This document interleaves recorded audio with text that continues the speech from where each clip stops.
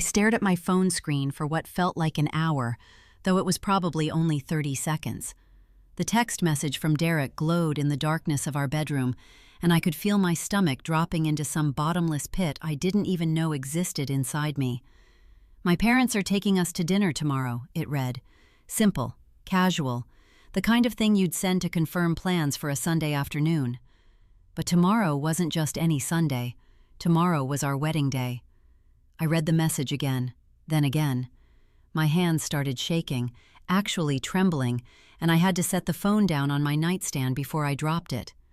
Derek was asleep next to me, his back to me, his breathing steady and even. How could he be sleeping?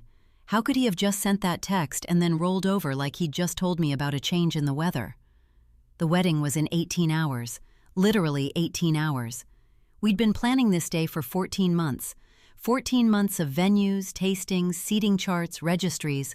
14 months of my mother calling every other day with updates about centerpieces and relative drama. My dress was hanging in the closet downstairs, a custom Alfred Angelo gown that cost more than my first car. The flowers were being delivered at 7 in the morning. 134 guests had RSVP'd. The country club's banquet hall was decorated. The DJ was on standby. Everything was locked in, paid for, confirmed. And now, less than a day before walking down the aisle, my fiancé was casually announcing that his parents wanted to take us out to dinner. I lay there in the dark, my heart hammering against my ribs, and tried to figure out what was happening. Was this a joke? Some kind of weird pre-wedding jitters thing? A test? No, Derek didn't test me. Derek was the stable one, the reliable one, the one who'd gotten down on one knee at the Olive Garden in Paramus, New Jersey, with my entire family sitting at the table next to us, and asked me to marry him in front of everyone. 3 years earlier, things had been so different, so simple. I'd met Derek at a friend's birthday party in Manhattan, one of those sweaty, overcrowded. He'd been standing by the bathrooms, scrolling through his phone, looking thoroughly unimpressed with the whole scene. And I'd walked up to him and said, "You look like you'd rather be literally anywhere else." He'd looked up, smiled, and said, "You're not wrong. Want to get out of here?" That was it. We grabbed coffee the next morning at a place in Brooklyn, and I remember thinking within the first 10 minutes that I'd never met someone who just got me the way Derek did. He was a financial analyst at Goldman Sachs, the kind of guy who wore the right shirts and knew which wine was supposed to go with fish. But he also had this dry humor and this way of asking questions that made you feel like he actually cared about the answers. He asked me about my job as a graphic designer, and he didn't just nod and move on. He asked follow-up questions. He remembered details I'd mentioned weeks later. We'd moved in together after 2 years, into a one-bedroom apartment in Astoria that Derek's company helped him find through some relocation service. It wasn't fancy, but it was ours. We painted the bedroom this soft gray color, and we'd found an old mid-century couch at an estate sale in Queens that fit perfectly in the living room. Derek had proposed a year and a half after we moved in, and I'd said yes before he'd even finished asking the question. My mother had been thrilled. Derek came from money, not insane money, but solid upper-middle-class money. His father, Richard, was a retired pharmaceutical executive. His mother, Susan, was on the boards of several charities and had the kind of cultivated elegance that made you want to apologize for your life choices just by being in the same room as her. They lived in a sprawling colonial in Short Hills, and they drove cars that cost more than some people's houses. My family was different. My dad was a high school math teacher. My mom was a dental hygienist. We were comfortable, solidly middle class, the kind of family that took vacations to Cape May and bought groceries at Costco. The wedding had been a big production for us, but Derek's family had covered most of it. Susan had basically taken over the planning, which had been both a relief and a constant source of low-grade anxiety for me. Everything had been fine. Better than fine. It had been good. Derek came home every evening around 6:30. We cooked dinner together or ordered takeout. We watched Netflix. We had sex, maybe twice a week, which felt about right for a couple that had been together for 3 years. We picked out a house in Montclair that we were going to close on in 2 months. It was a beautiful colonial with original hardwoods and a backyard big enough for the golden retriever we'd been talking about getting. Life was good. Life was exactly what I'd imagined it would be at this point. And then, at 11:47 p.m. on the night before my wedding, my fiancé had texted me from the other side of the bed that his parents wanted to take us to dinner. I finally turned to look at him. His face was peaceful in the darkness, his jaw relaxed, his breathing deep and even.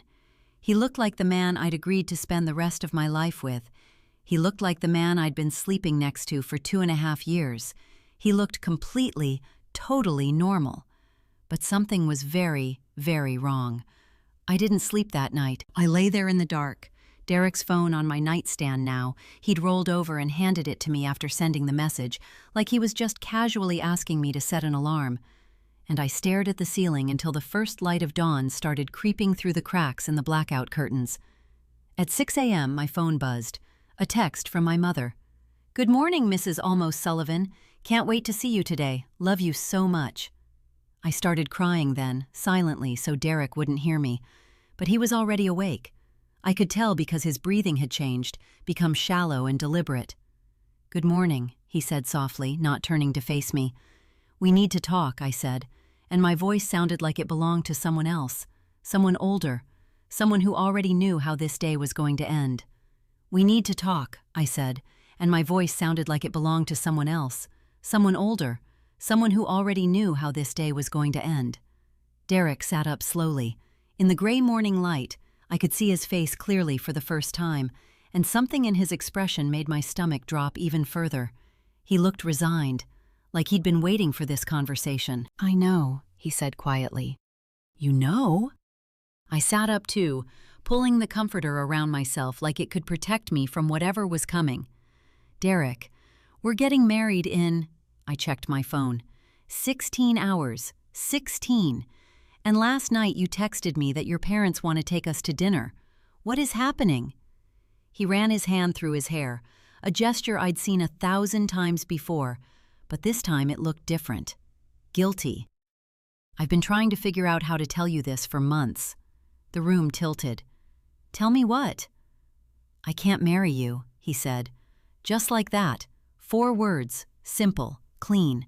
The kind of sentence that should come with a warning label. I stared at him. My brain couldn't process the words in the right order. They kept rearranging themselves into different sentences, different meanings, anything but what he'd just said. "You what?" My voice came out as a whisper. "I can't do this," Derek continued, and now he wouldn't look at me. "I've been engaged to someone else for 2 years. We met at work. Her name is Victoria. She's pregnant. We're having a baby in 4 months, and I can't keep pretending anymore." The room went white, actually white, like someone had drained all the color out of the world and left only blank space. "You're engaged to someone else?" I heard myself say the words, but they didn't sound real. "You're having a baby with someone else? Derek, what the hell are you talking about?" "I know it's terrible," he said, and he did look at me then, and his eyes were full of tears. "I know I'm a terrible person. I've known it for months. I've been in therapy trying to figure out how to tell you, but I couldn't. And then yesterday, Victoria gave me an ultimatum. She said if I didn't tell you by today, she was going to call your mother herself." I felt something crack inside my chest. "So your parents taking us to dinner, that was their way of trying to soften the blow? That was their idea of helping?" "No, I didn't tell them yet. I was going to tell them after I told you. I was going to tell everyone after I told you." He was crying now, full tears streaming down his face, and I felt nothing but contempt. "I'm so sorry, Ashley. I'm so fucking sorry." I got out of bed. I had to move, had to do something, because if I didn't, I was going to scream or throw something or completely fall apart. I walked to the window and stared out at the quiet street below, at the normal people living their normal lives, on this day that was supposed to be the best day of mine. "My mother," I said. "What am I supposed to tell my mother?" "I'll call her. I'll call everyone." "You'll call them?" "Derek, there are 134 people who have taken time off work, who have bought plane tickets, who have paid for babysitters. There are flowers arriving at 7 a.m. There's a DJ. There's a photographer. There's a $4,000 venue. You're going to call them?" He didn't answer. He just sat there on the bed, crying, and I realized in that moment that I'd never actually hated anyone before. Not really. But I hated Derek Sullivan with a purity and intensity that scared me. My phone started ringing, 6:15 a.m., and my mother was calling. "Good morning, sweetheart." Her voice was bright, excited, completely unaware that her daughter's entire life was imploding. "Just checking in. How are you feeling? Nervous? Excited?" "I'm so excited I could barely sleep. Your father finally fell asleep around 5. Aunt Linda is already up and getting ready. Everyone's just thrilled to—" "Mom," I interrupted, "I need you to listen to me very carefully. I need you to stay calm, okay?" There was a pause. I could hear her breathing change, could hear the moment my tone registered with her. "What's wrong?" she asked, and she already sounded scared. "Derek can't marry me," I said, and the words felt like broken glass in my mouth. "He's engaged to someone else. He's having a baby with someone else. The wedding is canceled." The silence on the other end of the line was so complete that for a moment I thought she'd hung up. Then, "I'm sorry, what? Ashley, this isn't funny." "I'm not joking, Mom. I'm so sorry. I'm so sorry." She hung up. Just hung up. And then my phone started buzzing. Texts from her, from my father, from my aunt. I watched the messages flood in, each one more confused than the last, until finally my mother called back. "Put him on the phone," she said. Her voice had changed. It was sharp now, dangerous. Derek took the phone from my hands. I watched him listen to my mother yell at him. I could hear her voice through the receiver, high-pitched and furious. And I felt nothing. No satisfaction, no vindication, just a vast, empty numbness. By 7 a.m., the florist arrived with the arrangements. I watched from the upstairs window as my mother met them at the door, her face blotchy and red from crying, and told them to take everything back. By 8, my father had called our divorce attorney. Yes, we had one on retainer, something to do with the house purchase, and was having a legal consultation about how to handle the situation. By 9, word had spread through both families, and my phone was exploding with calls and texts. Susan, Derek's mother, called me directly. "Ashley, I am so incredibly sorry," she said, and I could hear genuine distress in her voice. "Richard and I had no idea. Derek told us this morning, and we are absolutely mortified. We would never have wanted any part of this deception." I didn't respond. I couldn't. What was there to say to the mother of the man who just destroyed my life? By noon, Derek had moved out. He packed a suitcase while I sat in the living room and watched. He didn't ask if he could take anything. He didn't apologize again. He just left. And when the door closed behind him, I realized I'd never have to see him again if I didn't want to. That was the moment when things got interesting. My mother arrived an hour later with my father. She found me sitting on the couch in the same clothes I'd put on that morning, staring at nothing. "We need to talk about money," she said without preamble. She'd always been practical, my mother, even in crisis. "Did Derek pay for the house down payment?" "No," I said. "We both did, 50-50. "And the wedding? Who paid for what?" "His parents covered most of it. Venue, catering, flowers, the band. We split the rest." My mother pulled out her phone and called the divorce attorney, Frank Benedetti, a shark of a man with an office in Newark. Frank called me back within 20 minutes. "Here's the situation," he said in his rapid-fire way. "You're not married, so community property doesn't apply. However, any joint purchases and contributions to the house can be litigated. The house is in both your names, 50-50 ownership. He can't just walk away from that mortgage without your agreement." "I don't want the house," I said. "I want him to buy me out, or I want to sell it." "That can be arranged. More importantly, did he have any affairs during your engagement? Any infidelity that could be documented?" I thought about it. 2 years. Derek had been engaged to Victoria for 2 years while he was engaged to me. That meant overlapping timelines, overlapping lies. "Yes," I said, 2 years' worth." "Do you have any evidence? Emails, texts, credit card statements showing unusual charges?" "I can probably find some," I said slowly. "We shared an Apple account for cloud storage. Our iCloud is linked." There was a pause. "Can you access his phone?" Derek had left his phone charger at the apartment. I found it on the nightstand, still plugged into the wall. I pulled up his cloud storage, and there it was. Years of photos, messages backed up through their iCloud account. Photos of Derek with a blonde woman. Photos of ultrasounds. Messages between Derek and Victoria discussing our wedding, laughing about how stupid I was for not noticing anything. I printed everything. 40 pages of betrayal, meticulously documented. Frank took the evidence and ran with it. He filed a claim against Derek for breach of contract regarding the house, for emotional damages, and for the financial contributions Derek's family had made to the wedding. Money that Susan, when I called her personally, confirmed they expected to be reimbursed for once the truth came out. Derek's response, when it came through his attorney 2 weeks later, was to agree to everything. He would buy me out of the house. He would reimburse the wedding costs. He would pay for my therapy, something I actually needed. But that wasn't enough for me anymore. I called Victoria directly. I found her number through Derek's contacts in the cloud backup. She answered on the third ring, her voice uncertain. "Hello?" "This is Ashley Hartley," I said, "Derek's fiancé. Well, his former fiancé. I'm calling to let you know that Derek is a liar and a manipulator, and that he was doing the exact same thing to me that he was doing to you. While he was with you, he was engaged to me. While he was buying you maternity clothes, he was planning a wedding with me.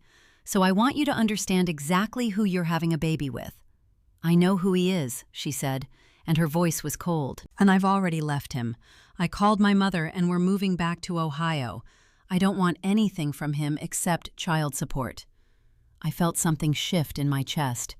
"You've left him?" "Yeah, this morning. I realized that anyone who could do what he did to you could do it to me. And once the baby comes, I don't want him in my life anyway. The courts can enforce child support without me having to deal with him." After we hung up, I sat for a long time, holding the phone. Victoria had made a choice I hadn't even considered making. She just decided to walk away completely. And in that moment, I realized something that Frank had been trying to tell me all along. The best revenge wasn't getting even. It was moving on. I sold the house. I took Derek's buyout money and put it in savings. I used some of it to finally open the graphic design studio I'd always wanted, with a colleague from my old job named Rachel. Within 6 months, we had enough clients to actually make money. Within a year, I was making more than I'd made at my old job. My mother and I got close again.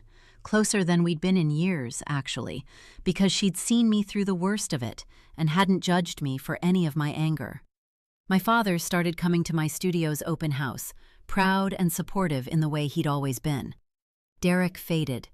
He moved to Connecticut with Victoria and their baby. He paid the child support and the divorce settlement without complaint. I heard through mutual friends that he'd checked himself into an intensive therapy program, trying to understand why he'd done what he did. I didn't care. 6 months after the wedding that never happened, I was at a coffee shop in Manhattan, working on a logo design for a new client, when someone sat down across from me. "Hi," the man said. He was probably early 30s, with kind eyes and a slightly nervous smile. "I'm sorry to bother you, but I noticed you from across the room, and I know this is probably forward, but would you maybe want to get coffee sometime?" I looked at him for a long moment. 6 months ago, I would have said yes immediately, grateful that someone wanted me. But I'd learned something in those 6 months. I wanted me. I wanted my studio and my business and my life, the one I was building for myself.